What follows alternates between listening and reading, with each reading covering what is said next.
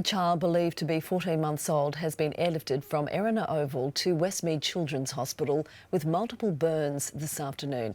Paramedics were called to the incident at around 2:30 p.m. How it occurred and the child's current condition remain unclear. Brisbane Water Police are reminding motorists to drive safely after a man was caught travelling 124 kilometres an hour on the Central Coast Highway at Wamberal earlier this month.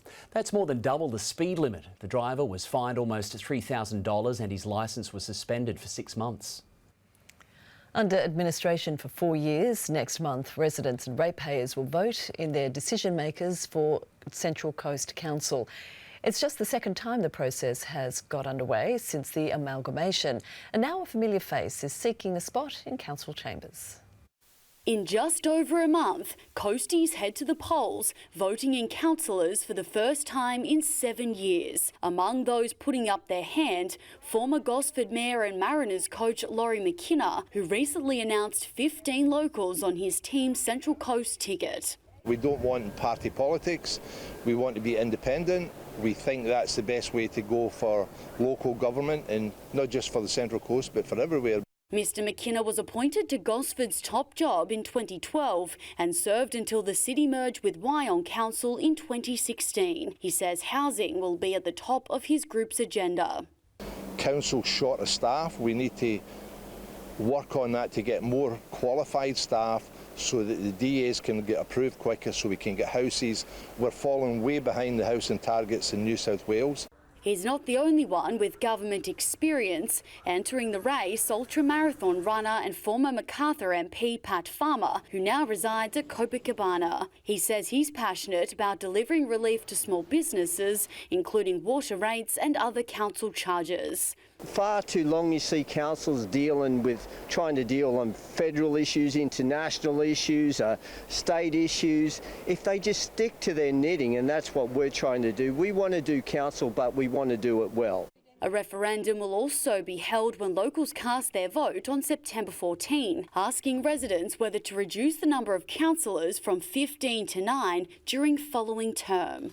If they want to have 5 wards or they want to have 3 wards, that's their call. Whatever their call is, we're there to support them. Bianca Wert, NBN News. Central Coast Council has just completed its longest-running shutdown of the Marty Water Treatment Plant. The 4-week closure coincides with $82.5 million worth of upgrades across the site, including a new air flotation system which can treat the equivalent of 64 Olympic swimming pools every day. The project now moves into its next stages, meaning there'll be shorter shutdowns over 12 months from September. A boost to health education at the University of Newcastle, with Council approving plans for the refurbishment of a research building at Callaghan campus.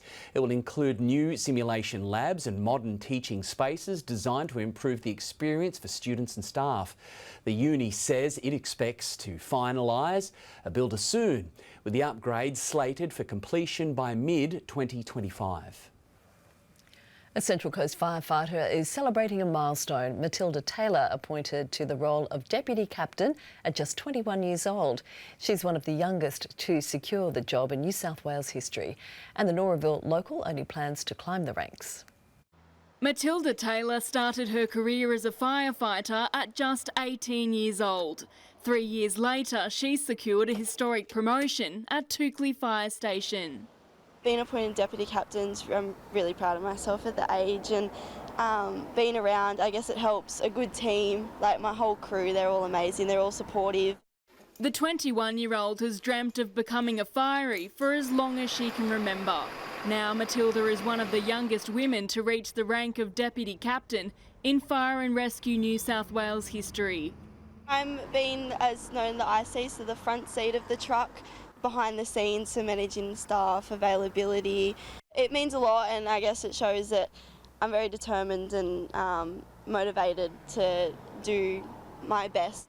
The role is shared with Deputy Brooke Hayes, who acts as Matilda's mentor. So brilliant. Matilda is an absolute workhorse. She takes on every challenge that's thrown her way, and she's just jumped in leaps and bounds, and I couldn't be prouder of her. The promotion comes amid a wider recruitment drive, not just at Toukley, but fire stations across the Central Coast, with applications open for all roles, on-call or full-time. It's fantastic just to live in this area and to support the community and to be there when they need us. Also working apart as a team, it's really great. We're a family. It's very rewarding. I come home after every job saying like I've just helped someone. Amber Griffin, NBN News. Umina Surf Lifesaving Club's Molly Murphy has been crowned top surf lifesaver at the state's annual Rotary Emergency Service Community Awards. The local director of lifesaving was recognised for her leadership on the beach and work organising programs behind the scenes. A win for inclusion, with the state's Hidden Disabilities Sunflower program expanded to include regional buses.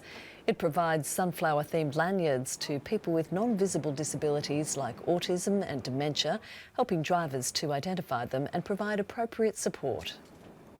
Just to take a bit of extra time with people, be a bit, a bit more friendlier and make sure they're getting on to where they've got to go.